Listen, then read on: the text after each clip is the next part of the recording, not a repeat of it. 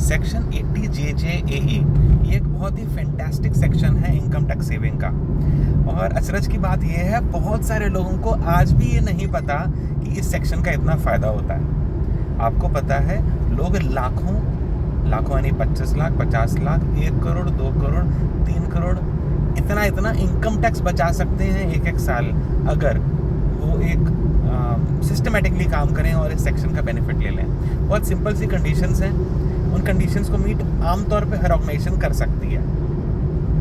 आमतौर पे हर ऑर्गेनाइजेशन जिसमें 10-15 से ज़्यादा एम्प्लॉयज़ हैं, PF रजिस्टर्ड है, अगर 20 से ज़्यादा है तो है, वो ये बेनिफिट ले सकती है। कोशिश तो करो। मैं इस छोटे से वीडियो में मैं इस वक्त सूरत एयरपोर्ट जा रहा हूँ वापी वलसाड से, तो सोचा आपके साथ एक अच्छा आइडिया शेयर करूँ। क्योंकि यहाँ भी एक क्लाइंट से बात करी तो पता चला कि भाई वो तो इसको यूज़ ही नहीं कर रहे। अरे भाई, इवन जो न्यू रेजाइम है इनकम टैक्स का 22% टैक्स वाला, इसमें 22% आप इनकम टैक्स देते हैं प्लस सरचार्ज एंड सेस, उसमें भी स्पेशली इस सेक्शन की एक्सेप्शन है। न्यू रेजाइम वाले को ज़्यादातर डिडक्शंस नहीं मिलती, बट 80 JJAA मिलती है। और ये क्यों गवर्नमेंट ने बनाया? इसलिए बनाया क्योंकि गवर्नमेंट चाहती है कि हम लोग फॉर्मल लेबर फोर्स बढ़ाएं।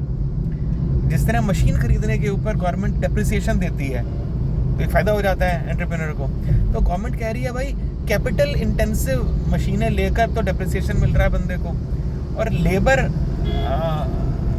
इंटेंसिव या लेबर बढ़ाकर अगर उसे कोई फ़ायदा नहीं देंगे तो बंदा लेबर क्यों रखेगा? तो लेबर तो भैया हम सबके बिजनेस में लेबर तो रिक्वायर्ड होती है। तो आपकी ऑर्गेनाइजेशन में अगर लेबर है, जो कि हर एक के यहाँ होती है, एंड वो लेबर में बिलो 25,000 सैलरी पर मंथ वाले एम्प्लॉयज़ हैं, अगेन बहुत सारे होते हैं, एंड वो एम्प्लॉयज़ PF में रजिस्टर्ड हैं, होते ही हैं। ऑप्शनल होता है, 15,000 से ऊपर ऑप्शनल होता है, बट आप कोशिश करो PF में रजिस्टर करो, तो एक तो बंदे की कुछ सेविंग क्रिएट होएगी, एम्प्लॉय शेयर वो कटवाएगा, एम्प्लॉयर शेयर आप दे रहे हो। अगर इतना है and subject to some other terms and conditions, तो आपको अगर मान लीजिए आपके 100 एम्प्लॉयज़ हैं, ओके, 100 एक बड़ी गिनती है, 50 है, ओके, तो ये 50 एम्प्लॉयज़ को आप चलिए 10 एम्प्लॉयज़ की गिनती से शुरू करते हैं, ओके।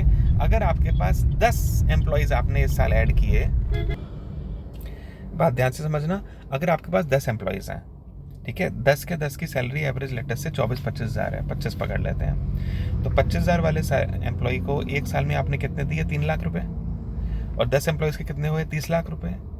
30 लाख का 30% क्या हुआ? 9 लाख रुपए। आपको 9 लाख रुपए की डिडक्शन मिलेगी फर्स्ट ईयर में, सेकेंड साल में फिर 9 लाख, थर्ड साल में फिर 9 लाख। तो उस साल में आपने जो एडिशनल एम्प्लॉयज़ रखे 10 एम्प्लॉयज़, उसकी वजह से आपको 27 लाख रुपए की एक्स्ट्रा इनकम टैक्स डिडक्शन मिलेगी। Wow, do it, use it. बहुत सिंपल कंडीशंस हैं कि एम्प्लॉय रखना चाहिए, यस सर, PF में रजिस्टर होना चाहिए, यस सर, कोई स्पेशल एग्जम्पशन मत लो, ओके सर, कैश पेमेंट नहीं करनी, एग्रीड सर, आजकल तो होती ही डिजिटल पेमेंट है, ऑनलाइन पेमेंट है, PF में रजिस्टर्ड होता चाहिए, है, साल में 240 दिन काम करने चाहिए, होते ही हैं, साल में 365 दिन बंदा काम करता है, तो बंदा 240 दिन काम करे, कोई बहुत लंबी चौड़ी बात नहीं है, that include Sundays, 240 paid days. पहले साल में अगर वो अगस्त से बाद ज्वाइन हुआ तो पहले साल में कंसिडर नहीं होएगा, अप्रैल से अगस्त तक तो वो कवर हो गए, और वो अगर एम्प्लॉय अगले साल कंटिन्यू किया तो उसे अगले साल में मिल जाएगा आपको डिडक्शन। तो आप गिनती मत छोड़िए। तो दोस्त, अगर आपकी नेट एम्प्लॉयज़ में एडिशन आ रही है कि भाई पिछले साल आपके नंबर ऑफ एम्प्लॉयज़ थे लेट्स से 40, इस बार आपके एम्प्लॉयज़ हैं 50, तो 10 की एडिशन हो गई, वो नेट एडिशन हुई, क्योंकि देखिए 15 एडिशन हुए होंगे, 5 पुराने छोड़ भी गए होंगे, तो नेट एडिशन आपकी 10 की हो गई।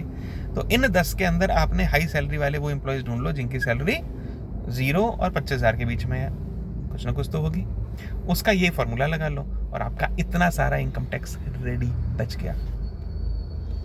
अपने चार्टर्ड अकाउंटेंट साहब से एक सर्टिफिकेट ऑनलाइन फाइल करवाना होता है, वो फाइल करा लो, फॉर्म 10DA कहते हैं, टाइम पे फाइल करा देना, लेट मत करना भाई।